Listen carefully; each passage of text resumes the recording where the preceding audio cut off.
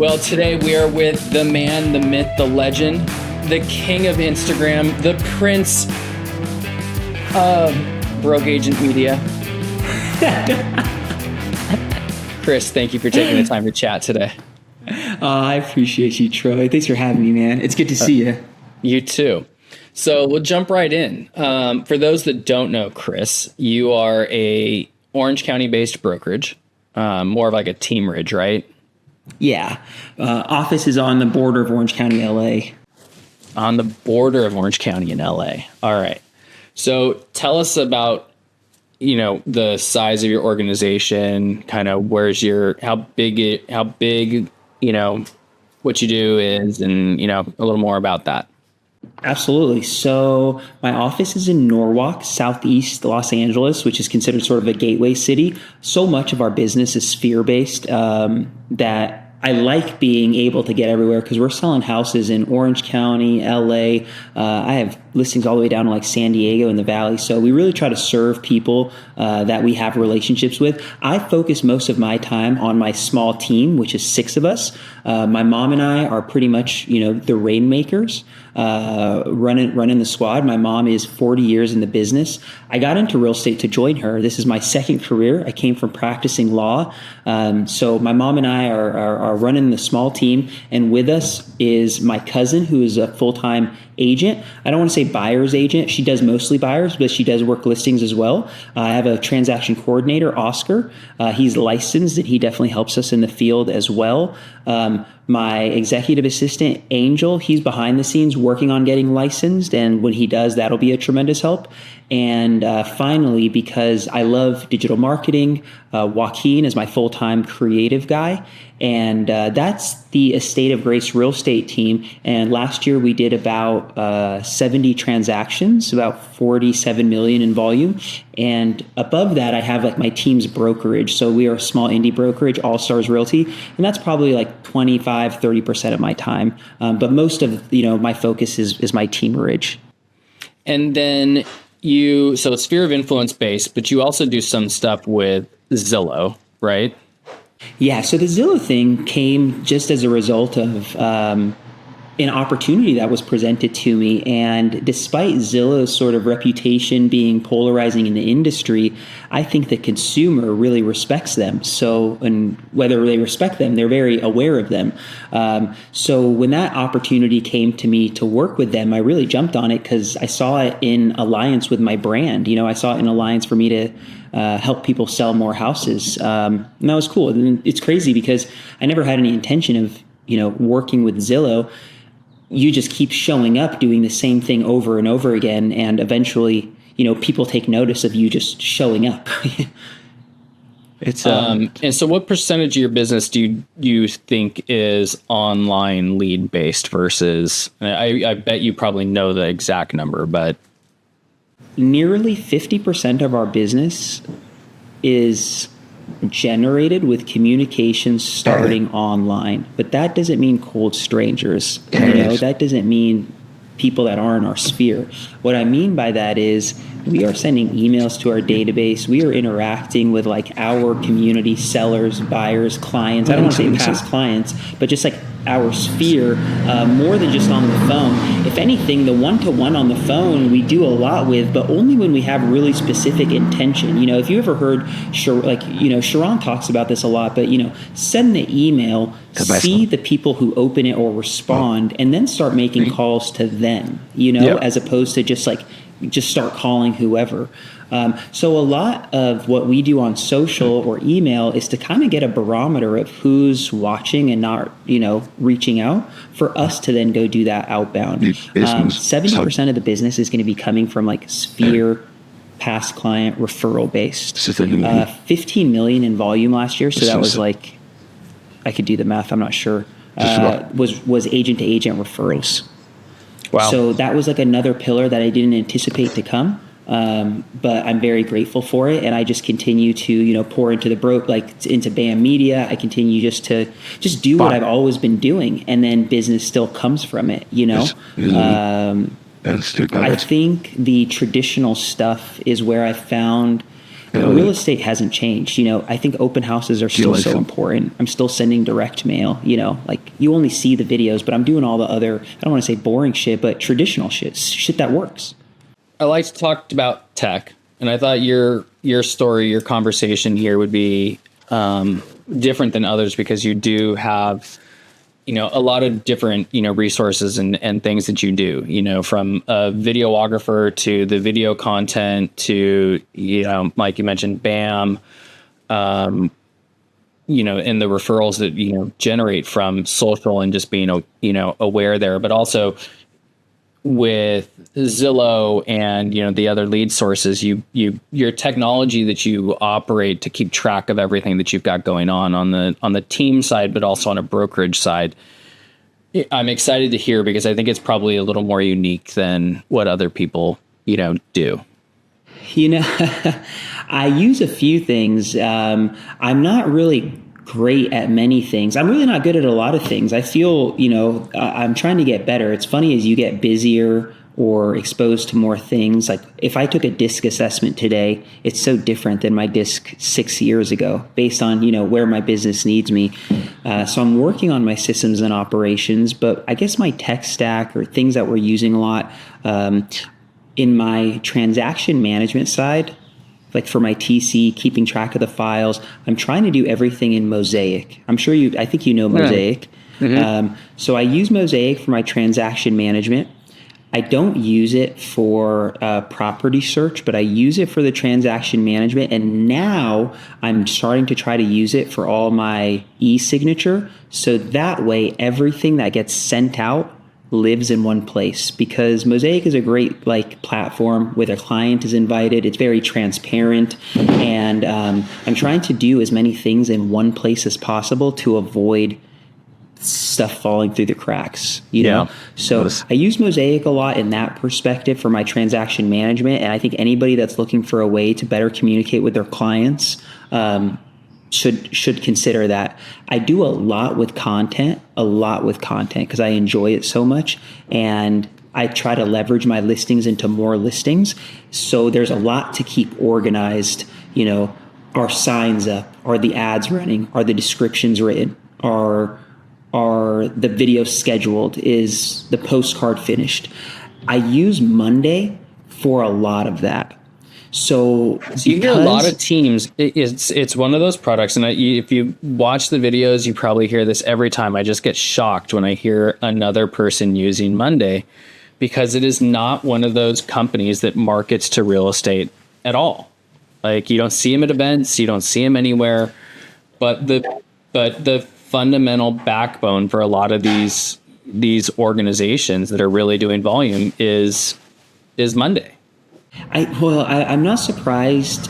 I'm not surprised by that, because it boils down to just ways that you can manage tasks and visualize it, right? So when we were about to get started with Monday, I remember I remember exploring Trello, and I don't remember all the other different ones now, but there are so many Monday competitors.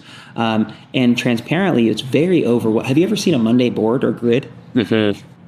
They're really overwhelming, in my opinion. Like if you don't know what you're looking at, they're really unpleasant to look at. And that was a lot of struggle in the beginning. I was like, this is so just overwhelming, But truthfully, you kind of have to get past the resistance of some of that. And it does a pretty good job of being able to organize and keep track of things.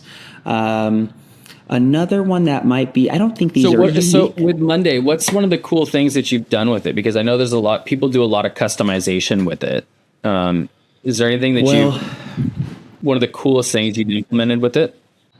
I can't say it's the coolest, but it certainly is really important to me. But, on Monday, you're able to see specifically when it comes to marketing, like a calendar. I enjoy using it from the daily calendar view. So that way I can scroll through and see exactly what I have organized to post, what the prospective caption is, like what the caption I wrote was, or what the caption suggested, like by somebody on my team was, the inspiration. And I do like every morning when I get my day started, like I know this is the schedule. but what do I need to change? What news has happened? What maybe went into escrow? Like, how do I need to adjust? So that's not super sophisticated, but depending on what you're doing, like very regularly, it's a huge time saver for me. Like I get lost in a lot of sort of that minutia sometimes. And I realize now to get stronger, I have to, minimize where I'm spending some of these minutes. That's so smart, because I think that happens with a lot of top producers too, is that you can get pulled in so many different directions. And especially when you're running a brokerage also, the death by 1,000 paper cuts can, very much kick in. On property search, I use Real Scout. I really do. Like, I'm relatively new to Real Scout, but I do use Real Scout and I enjoy that. And like all the clients I have on that really like it. I don't think, I don't know if you want to hear me say I'm using Canva and Claude and ChatGPT. Hey, I think, what everybody, is using, something for their marketing, whether it's a Canva or a Maxa, or, everybody's using a ChatGPT or a Claude. But can I give you one that you might not have heard of yet that I'm beginning to dabble in? I don't even know. I'm just beginning to dabble in it, but have you heard of Breezy yet? I love Breezy. I did an article with 2 articles with James. Yo, okay. It's good. It's very, very good. I've been like messing with it. I've sent it to 2 different clients now. I've been messing with the, what is it? The build? I can't remember. There's something. Underbuilt. Yes. Where it'll tell you what the lot can handle.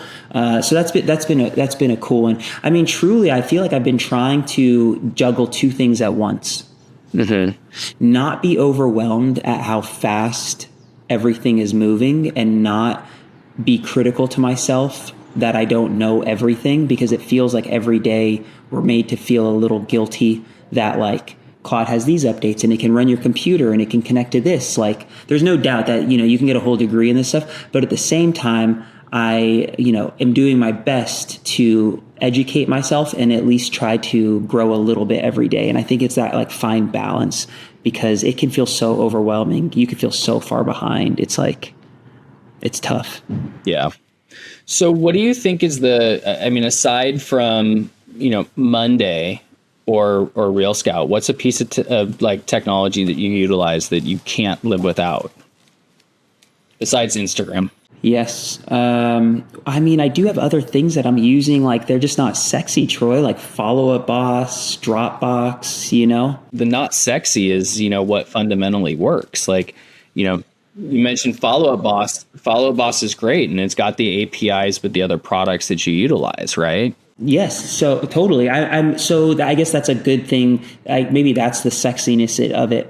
I'm doing my best to integrate everything I'm doing into like one funnel. So I have and am going to had Sierra Interactive, but I switched over to Follow Up Boss because Agent Image doing the website, Follow Up Boss being able to seamlessly integrate into that. At the same time, I can like connect everything I'm doing. It just makes so much sense to have everything. Like, Real Scout integrates so effortlessly into it. Okay. There are people selling way more houses than me, but the reality is there's not going to be one big stroke that has me go from 70 houses to like 100 houses. I'm just trying to pick up every year a few more houses consistently. You know what I'm saying? I did 35 listings last year. I want to do 48 this year. It's like a few more, but it's not a ton more. And it's like, how do you do that? By just tightening the ship a little bit better. The business is there. I just got to like make sure that the shit ends up in Follow Up Boss. That is true. That is true. So when you get a referral from a past client, from an SOI, what's the first thing you do? If I get a referral and it's like a name and a phone number, beyond reaching out to them, I will do 2 things. Like, I'll try to call them. I've been hit or miss using this thing called Plod. Do you know what Plod is? You could do it in Breezy as well. So like, I've been trying to note take, like record things so that I can transcribe them and put better notes in my CRM. My lender has like got me the one doing that. So I've tried to do that, but ultimately, and this is like not the most efficient, I'll take whatever notes I have from the first call, their phone number, their email, their name. I make sure all of it is in a thread that I have with my assistant, and then they put them in Follow Up Boss and turn them into a contact and make sure that they're like in the system with like a follow-up date and whatever notes I've left. And that I like try to do anytime I get a phone number or if I get a phone number, I'm doing that. If I get an email, I'm doing that. And if I don't have the other one, I just put a fake one, right? I don't put Instagram handles, but I just make sure if I have a phone number or an email, they go into the CRM. And the person that sent you the referral, you sending them like a Starbucks gift card or a thank you note or anything like that right away? I don't have the best system dialed in. I am getting much better and much more conscious because it's easier on my phone, but I really should dial it in better to be sending people like, I don't even like crumble cookies, but I fire off it's not like the goal of firing off 5 crumble cookies a week, but I am actively trying to pinch myself when things happen. Like if I see one of my clients have a baby, send the crumble or send like an Uber Eats gift card. I don't send cookies to people that have babies. I try to send them like food money because it's like nobody wants to cook. Why, they like sugar too? They like sugar too, but I feel like when people were giving me gift cards to get takeout when we had the baby, it was so nice. I was like, this is great for Well, Uber that's interesting. But no, I don't have the most airtight system. I do always try to acknowledge them, keep them in the loop as far as what's going on. And I would love to, have that more automated. It's getting better. But at this point, it's me saying like, hey, Angel, send them this gift card, or I'm sending it off. I had somebody that I was talking to, and he sends a digital Starbucks gift card via text message. Immediately when somebody texts him or calls him with a referral. That's and I'm so like, good. It's so simple. Like it is so simple. But it's rewarding the gesture and saying thank you before I've even talked to the person. 1,000%. So, I'm getting value out of this. I can make that happen. There you go. See? And that's easy because Angel can do it. 100%. It's like when you upload this contact, if it's from the referral, send the gift card. Yeah, that is a really easy one. What do you think is missing in the real estate landscape for technology? How to like humanize it, how to sound, the piece of making technology into I feel like what we're missing now is how to get what AI gives you into sounding the way that humans sound. Like it still sounds artificial, right? And I just think there's a gap between what we're getting out of, chat and Claude and what we're delivering. And I feel, don't get me wrong, I'm using that a lot to help me write scripts, help me write captions, but I feel like I'm spending a lot of time curating what it's giving me back when a lot of people just copy paste what it's giving. We still see long M dashes. We still see things that are very clearly, chat. And I don't love that. That kind of sucks. So it's like there needs to be like an AI human filter. Maybe that's something we're missing in real estate. Like as we get further along this rabbit hole of like AI making shit for us. So would you let AI make a life or death decision for you? Probably not, no. I would take an opinion, but it wasn't going to I'm not going to let it do it without me getting to have the final check. Yeah. Would you? No, not at all. I did go through the other day and run blood lab work through it to see what it said was wrong. And it came back with here's 17 things that could be wrong. Yeah. Cool. I think I got a lot more to think about at night. I think it's good for broad strokes, but I think that's the problem is people defer to it too much blindly without sort of that audit. Yeah. Crazy. So with your team and your brokerage, is there a particular piece of technology that you try and get them all to really adopt heavily? I'm trying to get us all on a handful of Yeah, I mean, I want everybody on Follow Up Boss because I want us to speak that language. I want everybody using Mosaic because it's our transaction templates, and I believe in the transparency with the client there. I want everybody using Real Scout for search because I think it's a smooth process. And same with the Monday is like, I am mainly, as being part of the team or the brokerage at large, like I'm trying to get them. I mean, they want to be around us because we believe in video marketing, like attracts like. So I have them, I have all of them with seats in Monday because it's like the way that I get them their content. It's just the way that I operate. So I'm trying to do as much as I can across the board, but I can't say that people are really all adopting it. Maybe they all have the login, but they don't use it. Like I'm still sending Dropbox links to people. I'm still sending copy paste texts. Like it is what it is. Yeah. So with Mosaic, for those that are watching this and made it this far, what is Mosaic and what are you doing with it? Are you getting the client to go in there and communicate with you also? Yes or no, they will communicate, but as soon as the transaction is opened, they're invited to Mosaic immediately. Okay. Where I am trying to get better, and it's incredible that the technology is there, is I pay for DocuSign. When I do things through DocuSign, I have to then upload them to Mosaic when I'm closing the transaction, right? Because I use Mosaic as my transaction management as well as like my Sky Slope or my Planet. Like that's like the mothership for those things. Now that we're using the e-signature out through Mosaic, it really is saving so much time because now I don't have to take these things. My TC doesn't have to take these things and then bring them back here for like the compliance brokerage standpoint. They're there from the beginning.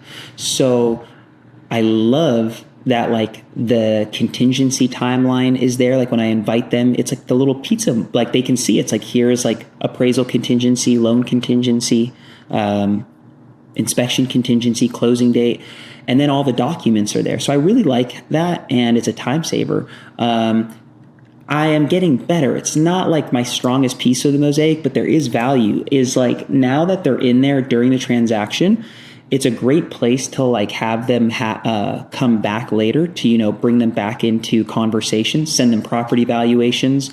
But mainly it's like the mothership of our transactions. And I really am grateful with how clean everything is now and cheaper, right? Because before I was paying for I was paying for Planet, and then the transaction management was just old school, like Excel spreadsheet and Dropbox folders, Clients weren't getting things at a level like this.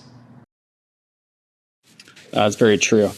The consolidation of stuff, aside from just the financial aspect, reducing the redundancies of this to this really does help. And then before, on every one of our files at a brokerage, we charge a digital imaging fee to the client. And that is something that we used to give them in a like disk or a USB thumb drive of everything that's happened. And now it's the cloud-based model, which is even better because we still charge them that. But the idea is to have Mosaic in perpetuity and use it to be the hub of all their documents, right? So, we're encouraging our clients to put their homeowner's insurance in there, to put like the receipts they do, housing stuff, like use it as this place. And then that's where we're keeping their documents. So if they need their closing statements, any of that stuff. Do you do the whole send them the closing statement January 2nd so that they've got it readily available? Yep.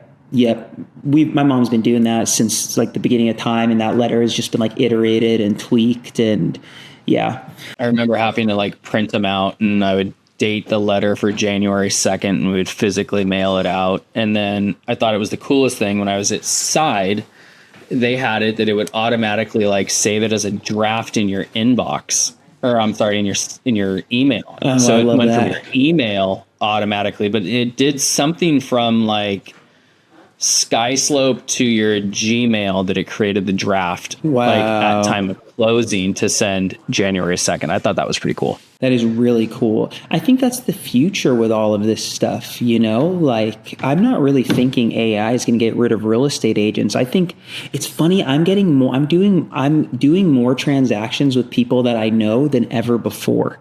And what that tells me is like, only the sharks are being left. Like all the little underlings are falling off. It's getting harder. Like I think there's going to be less of us doing a lot of transactions, and yeah, I feel like there's just going to be the top, and there's just not going to be like, you really got to have your shit together.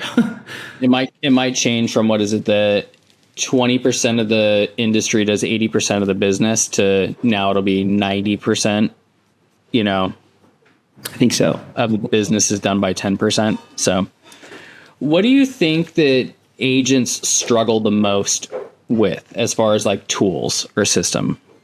Probably keeping track of things. You know what I mean? I think the struggle, even with myself, is having the discipline to put the things in the right places as they're happening in real time. You know what I'm saying? I think that really is the struggle. Is agents are, doing a talk like this, but the phone is still getting text messages, and there's so much follow up that falls through the cracks.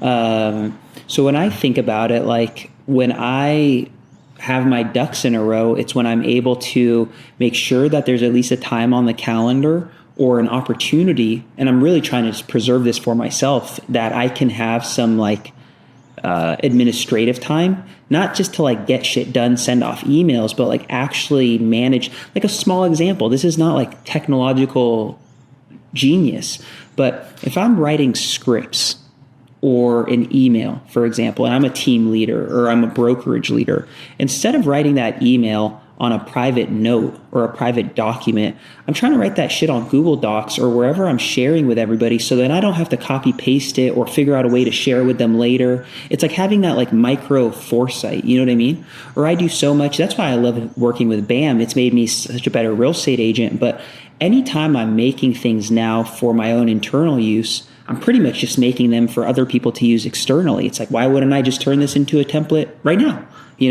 And I'm trying to do that more. And I feel like that's how you make more with less. Like you didn't just see, but I just posted a headline post. The CAR numbers came out. Home sales are up 7%.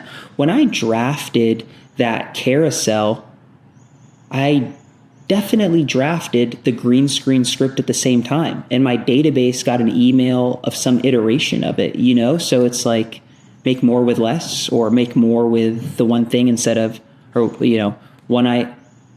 mile, what do they say? Like a mile deep instead of 3 miles wide. Well, I love that you say you learned so much from BAM. I think one of my biggest takeaways with working with them initially was, the EOS and the book traction. And, I think it was Byron that talked to me about that book, and I went and got it and read it and, implemented what I could from it. But there is a lot when you're looking at scale and, systems. Fundamentally, how do you set it all up from scratch? Like, because it's so hard once you start scaling to go in and recreate from scratch, that it's, I think it's easier to really look at it as you're going. Right. What do I implement now to do it? Right. What's the most important like KPI that you check daily? I think that you should be looking at your bank accounts daily. I think that's important. I think like I'm looking at the business bank accounts daily. I am also making sure that communications are out pretty much daily. Like almost every day, I am not almost, well, at least 5 days a week, I'm looking to see what emails or content do we have going out to start conversations. What postcards, like every week, whether it's one of our listings, if we don't have listings, which is not typical, like what's happening to generate conversations for us. Because I don't have like a sweatshop of cold callers or something, you know what I'm saying? So this is the way that we prospect. So I'm constantly putting out lines in the water to start conversations with people and get in front of our sphere, get in front of who we need to be calling. So I would say those two things I'm probably checking out every single day. I go back and forth. Like I try to have my 5 conversations every single day. I can't say that I have like the notepad. Right now I have an accountability partner. His name is Jesse Vargas out of Vegas, and we're sending 5 video DMs every single day. That's cool. It's not like super helpful from a tech standpoint. Like I don't have that shit automated. Like, I have an alarm on my phone at 8 p.m. And if I haven't sent the video messages, I send them at 8 p.m. But here's the thing. It's like even with the happy birthdays, you can automate the happy birthday through the CRM, but why not be notified the day before so that you can send them a video or send them something? Like, it's just, there's ways to look at, look, I don't like sending just a text for a happy birthday. Every once in a while it happens at the end of the day because I don't want to call. But the video, I mean, from the house anniversary to the, the thing that you see on somebody's social media, there's enough reasons to find out 5 reasons to send somebody a video message and say hi. 1,000% versus a text message. And it's 1,000%. The video message is so much better than a voice note. Like, because now you're tying the facial interaction back and emotion with somebody. I love that. I love that that's like one of the things that you do. Because look, is it a sexy piece of tech? No. Is it human interaction at its core? Yes. And that's cool. Well, and I think this whole business, it all boils down to conversations, and it boils down to these, when we say trust, building trust, or you do business with people you trust, that's generally why it's people because you have to know people to trust them, right? And I think that's what hasn't changed about any of the greats in this business. How are people communicating with people? And you have a lot of agents who are phenomenal door knockers doing business, right? Like James Harris, that's an example, started his whole business. I'm thinking like Josh Rubin in New York City, his whole business is built on like sending postcards to these condos. So, and Josh's videos are whatever, like I would tell that to his face, but he's a killer real estate agent, and he's having a lot of conversations with people through mail. So I think as long as you're keeping that as like stay consistent. Well, and I love that I think of you as one of like the top in the industry with, social media. And even at during the summer, you were on the big screens in Vegas representing the face of Zillow. And here we are talking a conversation about, I still send postcards and I send video. Like, I mean, it goes to show that the fundamentals of real estate will and probably never will change. And because at its core, it is a person to person, belly to belly. It is a relationship based industry. Same thing with like James Harris and going and representing so many developers. Like, he built his business very much on going to the smaller house in the neighborhood that could be developed into a bigger property, working with the developers. And, I joked with James, I'm like, how did you get to the developers? And was it pizza boxes to the construction crew? Yeah, it was. And, but it is the way. It's getting in front of people. Yeah. It's getting in front of people, period. Yeah. Period. I love that. All right. Couple more questions for you. You run a team ridge of yourself and then the brokerage. What is your biggest prediction about the structure of teams or brokerages in the future? The money is in sales, and agents want to have their splits and to compete with the sides and the reels and the EXPs. Brokerages, I think, are going to continue to get squeezed in order to give agents what they want. And ultimately, it's all about the agent. Like, I don't think people give a shit about the flag you're hanging. You know what I'm saying? Like, they're not hiring Sotheby's. They're hiring, or Christie's isn't hiring, like, you're hiring Aaron Kerman. You're not hiring Christie's. And I believe that through and through. So I think brokerages will continue to get squeezed, and they will just continue to focus, or they will begin to transition and focus more on ancillary services, independent escrow companies, getting into mortgage, getting into title. I think that's where, I think it's what you have to do to be successful, because ultimately, to make the most money, you just got to, like, if you were just selling the houses and not sharing it with anybody, you can't compete with that. Like, it makes the most money, but it's hard to scale. What's the most overhyped tech trend? The most overhyped tech trend? ChatGPT. Sure likes to agree with you nowadays too. It is literally, you have to say, don't agree with me. Like, I have to say things like, don't try to be nice to me. Like, be honest. That sucks. What's one tool you would remove from the industry? You don't need to name a specific thing, but what's one tool you'd remove from the industry? So it'd be like a category like CRMs or something. That's a hard one, Troy. These weren't designed to be easy. Was it?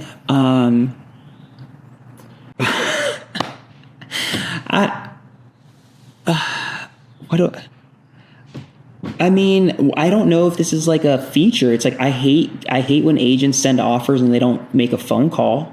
Can that count? Like if you send it. It can certainly count. I mean, I have a very similar pet peeve. I hated it because it's like they sent it over via email, or they sent over and forwarded the DocuSign. Or like my biggest pet peeve is like before it was like, everything was digital. It was like you would get this email and it would come over from the scanner at, KW. And then it would end up in spam. And then like 2 days later, are you guys going to respond to my offer? It's been 48 hours. Like, what the heck? Like, did you send an offer? Did you call to confirm? Right. I think it's crazy that somebody would think that you would want to open escrow, get in bed with them for 30 days, 45 days, and never even hear their voice, never even just like, it's crazy to me that people think it's that transactional or that it's not interpersonal like that. That's why technology could never take control. That's why, I was just reading this thing about like, Gen Z trusting technology more. I agree that we can eliminate a bunch of pieces, but there's always going to be somebody that they're going to want to yell at, talk to, consult with. Like it might not be for as long as they needed to if AI is giving them 70% of the information, but there's no doubt to me, like people will always want an advisor. People will always want somebody to vent to. Like it's just... Very true. You recently did something that caught my attention. This is going to be a follow-up question. What's your Starbucks order? This is just black coffee. Black coffee? Black coffee with Splenda. I like to go and I get everybody's Starbucks order after this, and then I go and try everybody's order. This is not sexy. Well, typically I pour my protein shake into it, and then it's like a coffee protein shake, but they were drank separately today. I did Kenny Trong's Starbucks order, and that one was not for me. What is it? I forgot what it was. I mean, it was that memorable. But okay, so you did something, and you took a technology piece into a very old school piece of real estate, like fundamental, and you put QR codes on an open house sign. Oh yeah, baby, that was like. How's that going 6 months later? Oh, it's great. It's great. I can tell you like individual signs. My guy that does the QR codes just told me that I think one of the signs has like 298 scans or something. But it's not people that are walking by, right? Like they're able to scan the QR code from the car. So are we thinking for sale signs or open house signs? I do them on both. Your open house signs. Yeah, the open house signs, no. So the open house signs, I do a couple things. One, I'm trying to put the signs in the same neighborhoods over and over again, right? Mm-hmm. So being familiar with them, that's like 101. The things that I'm putting on the open house QR code will sometimes be, which is not really like a benefit to me, it's just like value, is I put the like Google Maps link there. So when they scan it, it like takes them to the house. And then typically... Cool. And then the other times is I just put them to the property website so that I can, because I have like the Google and Facebook pixel, so that I can capture information and retarget them. I think my core memories is always going to be in real estate was Saturday night putting the stickers on the open house signs with the property address. Again, it was horrible. But that way people at least knew where they were driving to. And so when I started my second brokerage, I actually thought like, I'm not going to put stickers on the open house signs. I'm going to create custom open house signs for each property and have 3 or 4 of those signs that had a picture of the property and the property address on the open house sign. That way they knew what they were looking at before they got there. Yeah. Little cost prohibitive to do at scale, but cost prohibitive and now with dynamic QR codes and you just reprogram them. So so the way that I've done it for my open house signs for anybody that's interested is I have them all numbered 1 through however many. So like with this most recent set, it's 1 through 20. and every set of 5 has the same QR code. That way, if I have multiple open houses, I can program 5 for one house, and then I can run 4 different opens if you're only going to do 5 signs for one house. Does that make sense? So if I only, like, I have a launch this weekend in Ontario, we'll use all 20 signs. I'll program all 20 to the property. Next weekend, if I have I have other signs that don't have QR codes. I haven't QR'd everything, but my favorite ones are the ones with QR codes. All my for sale signs have QR codes now. And where do you direct that to? If I have a Zillow showcase going, I will direct it to the Zillow showcase because I'm really proud of that, and I believe it's worthy to show off, especially if neighbors are the one checking it out. And I really do think it's mostly going to be walkers in the neighborhood that are checking it out, or cars that drive by. And then alternatively there, it's just going to go to my single property website. So now that single property website is Agent Image. And before it was my Sierra Interactive property website that has the pixel on it. That's so cool. So you direct them from the QR code over to that. Yeah. And I mean, I leverage that at my listing appointment, right? I'm not telling them that it's rocket science, but I want to make sure that my clients know I'm trying to turn over every stone possible. People don't want to call salesmen every single day. This QR code doesn't go to a picture of me. It goes to your house, right? I'm not promising you this sells it. I'm just telling you that I am looking at every different angle that we could explore, and I'm trying to turn over that stone. And I think that's what builds trust. I think that's, I think that's how you do it. It's very cool. Well, Krys, thank you for the time today. Brother, I appreciate you. Thank you so much. Absolutely. I'll see you soon, man.